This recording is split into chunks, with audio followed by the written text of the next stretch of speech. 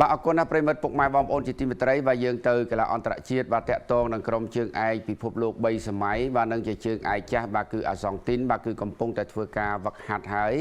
បាទគឺដើម្បីត្រៀមលក្ខណៈយុទ្ធនាការបាល់ទាត់ពិភពលោកវគ្គជម្រុះឆ្នាំ2026ជាបន្តទៀតលោកគ្រូបង្វឹកបាទគឺ Lionel Scaloni បាទគឺបានដឹកនាំបាទគឺក្រុមអាសង់ទីនធ្វើការវឹកហាត់បាទខណៈពេលបាទគឺ Lionel Messi បាទក៏កំពុងតែធ្វើការវឹកហាត់ផងដែរបាទគឺត្រៀមជួបប្រកួតជាមួយនឹងប្រទេសឈីលីហើយត្រូវជួបជាមួយនឹងប្រទេសបាទគឺកូឡុំប៊ីជាបន្តទៀតខណៈពេលអាសង់ទីនបាទគឺលោកបានសិទ្ធទៅចូលរួមប្រកួតបាទគឺដោយស្វ័យប្រវត្តិទៅហើយនៅក្នុងពានរង្វាន់បាល់ទាត់ពិភពលោកឆ្នាំ2026បាទគឺដែលមានប្រទេសកាណាដាសហរដ្ឋអាមេរិកនិងមិចស៊ីកូធ្វើជាម្ចាស់ផ្ទះអាសង់ទីនកំពុងតែឈរនៅលើគេនៅក្នុងពូលតំបន់អាមេរិកខាងត្បូងមាន31ពិន្ទុពីការប្រកួត10ដងបាទគឺមាន31ពិន្ទុ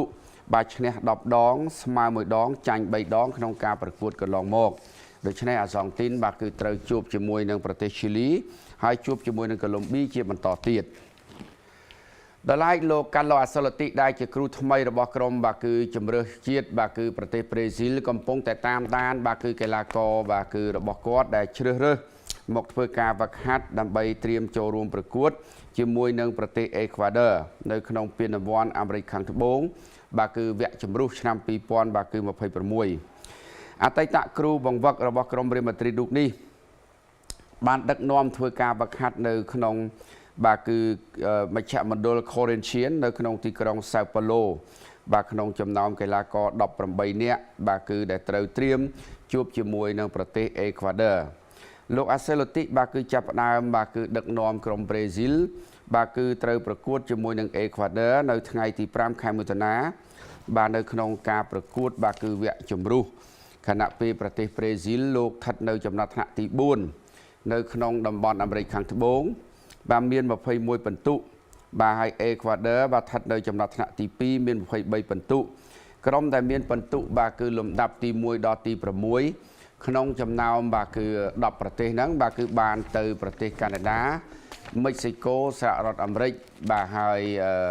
ជាដែលត្រូវធ្វើជាម្ចាស់ផ្ទះរួមដល់ឡែករ៉ូណាល់ដូបាទគឺកំពុងតែធ្វើការវឹកហាត់ជាមួយនឹងក្រុមជម្រើសជាតិប្រទេសប៉ុកតឺហ្គាល់ដើម្បីត្រៀមចូលរួមប្រកួតបាទគឺពានរង្វាន់ Nation League វគ្គ4ក្រុមចុងក្រោយដែលត្រូវជួបជាមួយនឹងប្រទេសអាល្លឺម៉ង់នៅថ្ងៃទី4ខែមិថុនានេះបាទក្នុងនោះដែរបាទគឺកីឡាករដែលទើបតែឈ្នះជើងឯក Champions League ជាមួយនឹង Paris Saint-Germain ដូចជា Vitinha, João Neves បាទ Nuno Mendes និងកីឡាករ Con បាទគឺ Carlos Ramos បាទកំពុងតែធ្វើការវឹកហាត់ដាច់ដោយឡែកស្របពេលដែលក្រុមបាទគឺ Paris Saint-Germain ទើបតែយកឈ្នះបាទក្រុម Inter Milan 5-0 នៅ Champions League វគ្គផ្ដាច់ព្រាត់កីឡាករខ្សែការពារមកពីក្រុម Manchester City Robin Dier បាទគឺបានប្រាប់អ្នកសារព័ត៌មានថាក្រុមរបស់លោកបាទគឺត្រៀមលក្ខណៈបានល្អណាស់ដើម្បីជួបជាមួយនឹងអាល្លឺម៉ង់នៅកីឡដ្ឋាន Allianz Arena បាទគឺវគ្គ4ក្រុមចុងក្រោយហើយការប្រកួតមួយទៀតបាទអេស្ប៉ាញនិងបារាំងក៏ត្រូវជួបគ្នាដែរបាទនៅអ្នកណាឈ្នះត្រូវរងចាំការឈ្នះរវាងអាល្លឺម៉ង់ហើយនិងប្រទេសប៉ុកតឺហ្គាល់ដល់ឡែកក្រុមបាល់ទាត់នារីរបស់ប្រទេសអេស្ប៉ាញក៏កំពុងតែធ្វើការវឹកហាត់ដែរបាទគឺដើម្បីត្រៀមចូលរួមប្រកួតនៅពានរង្វាន់ Nation League បាទគឺដែលដឹកនាំដោយបាទគឺលោកស្រីបាទគឺម៉ង់សេបាតូមី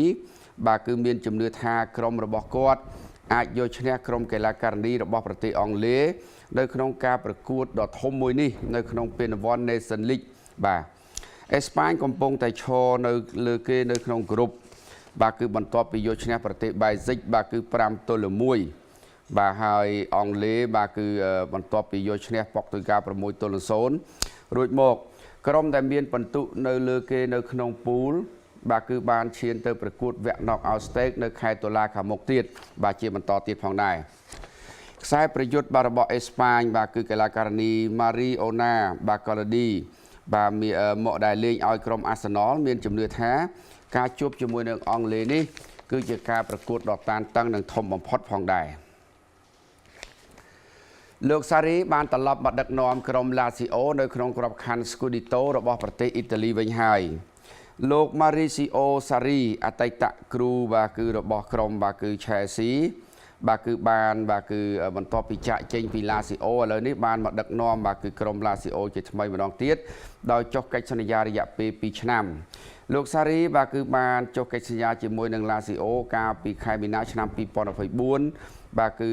ការដឹកនាំបានចំណាត់ថ្នាក់ទី7នៅក្នុងតារាងស៊េរីអាកាលពីឆ្នាំ2023-2024ហើយបាទគឺទទួលបានលេខ2បាទគឺកាលពីឆ្នាំមុនផងដែរ